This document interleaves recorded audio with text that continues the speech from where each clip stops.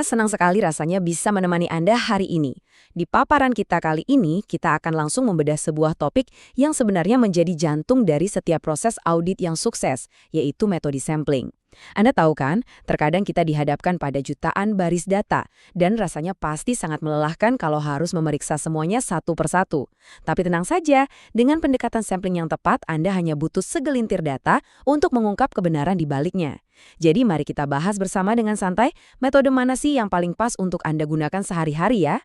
Perjalanan kita hari ini cukup padat, tapi sangat terstruktur. Kita akan mulai dari pengenalan random sampling, lanjut ke judgment sampling, membandingkan keduanya, lalu masuk ke tips kombinasi praktis, dan tentunya tools apa saja yang jadi andalan para auditor. Oke, kita masuk ke bagian pertama. Mari berkenalan dengan random sampling, yang sering kita sebut sebagai sang ilmuwan yang objektif. Konsep dasar dari pendekatan ini sebenarnya adalah tentang kesetaraan murni. Coba bayangkan Anda punya tumpukan besar berisi 1000 invoice dari vendor. Nah, di metode ini, setiap lembar invoice punya kesempatan yang sama persis untuk terpilih. Gak ada satupun yang diistimewakan loh. Anda cukup pakai alat bantu sederhana seperti fungsi run di Microsoft Excel.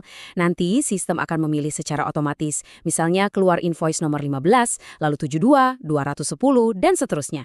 Ini memastikan hasil yang Anda dapatkan benar-benar objektif dan mewakili seluruh populasi data. Sangat adil dan pastinya cukup menenangkan pikiran dari keraguan, bukan? Tentu saja, metode yang super objektif ini punya plus-minusnya sendiri.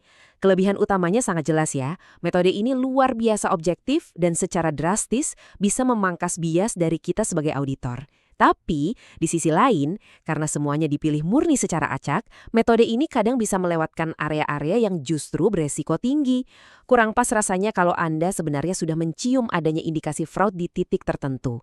Makanya, random sampling ini paling cocok jadi teman setia Anda untuk audit kepatuhan, ngecek transaksi rutin, atau saat Anda berhadapan dengan data yang sangat besar dan seragam. Sekarang, mari kita beralih ke bagian kedua. Kita akan menyelami judgment sampling, sang detektif berpengalaman. Nah, di sini permainannya sedikit berubah dan menurut saya ini sangat menarik. Anda nggak lagi menyerahkan pilihan pada sistem komputer. Sekarang Anda lah yang pegang kendali penuh. Anda menggunakan insting dan pengalaman profesional Anda untuk menargetkan data spesifik. Anda mencari data yang berisiko tinggi, yang nilainya besar, atau hal-hal yang kelihatannya janggal. Misalnya nih, Anda sengaja memilih transaksi dengan nominal raksasa, transaksi dari vendor yang baru banget terdaftar, atau jurnal penyesuaian manual yang approvalnya nggak lengkap. Anda bertindak layaknya seorang detektif yang dengan sabar mencari petunjuk krusial. Karena pendekatannya sangat terarah, metode ini langsung menusuk ke titik risiko. Ini yang menjadikannya senjata super ampuh buat mendeteksi kecurangan atau error yang fatal. Tapi ingat, kita tetap harus hati-hati, karena ini sangat bergantung pada insting Anda. Sifatnya otomatis jauh lebih subjektif. Risiko masuknya bias pribadi jadi lebih tinggi dan sampelnya nggak bisa serta-merta mewakili seluruh data. Itulah alasannya kenapa judgment sampling ini adalah primadona buat investigasi khusus, audit kecurangan, atau audit berbasis risiko, di mana Anda harus langsung fokus ke inti masalahnya. Selanjutnya, di bagian ketiga, mari kita bandingkan langsung random versus judgment sampling. Kalau kita sandingkan keduanya, perbedaannya terasa cukup jelas. Dari cara memilih, random mengandalkan acakan murni, sementara judgment bersandar penuh pada intuisi Anda. Soal objektivitas, random itu juaranya, sedangkan judgment lebih subjektif. Terus bagaimana dengan fokus risikonya? Random sifatnya merata dan gak spesifik, tapi judgment mengerucut tajam langsung ke area bahaya.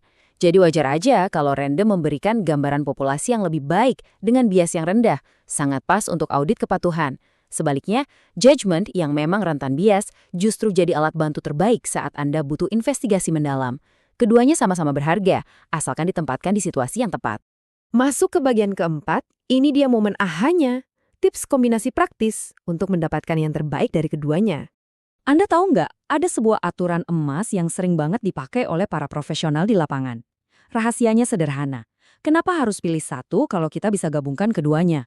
Komposisi idealnya adalah membagi sampel Anda menjadi 70% judgment sampling dan 30% random sampling. Kenapa harus begini? Dengan memberikan porsi 70% pada insting Anda memastikan waktu dan energi difokuskan untuk mengejar transaksi anomali yang berisiko tinggi. Tapi, Anda juga nggak kehilangan objektivitas. Sisa 30%-nya memastikan populasi secara umum tetap teruji, menjaga keseimbangan audit Anda, dan mencegah ada area rentan yang diam-diam terlewatkan. Dan sampailah kita di bagian kelima, tools pilihan auditor untuk mengeksekusi strategi Anda. Nah, untuk menerapkan strategi tadi dengan mulus, Anda butuh perangkat yang tepat. Untuk random sampling, Anda bisa pakai fungsi rand atau rand between di Microsoft Excel yang sudah sangat familiar.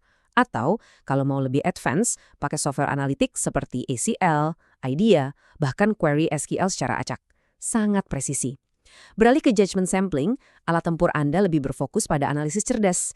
Anda akan sangat mengandalkan kerangka penilaian risiko, laporan pengecualian, analitik data, dan pemantauan via dashboard untuk menangkap pola yang mencurigakan. Alat-alat ini dirancang khusus untuk menajamkan insting detektif Anda. Sebagai penutup manis dari paparan kita kali ini, ada satu pertanyaan lembut yang ingin saya tinggalkan untuk Anda renungkan. Nanti saat Anda kembali menatap kertas kerja Anda, tanyakan pada diri sendiri. Apakah selama ini Anda mungkin terlalu mengandalkan intuisi sampai rentan terkena bias?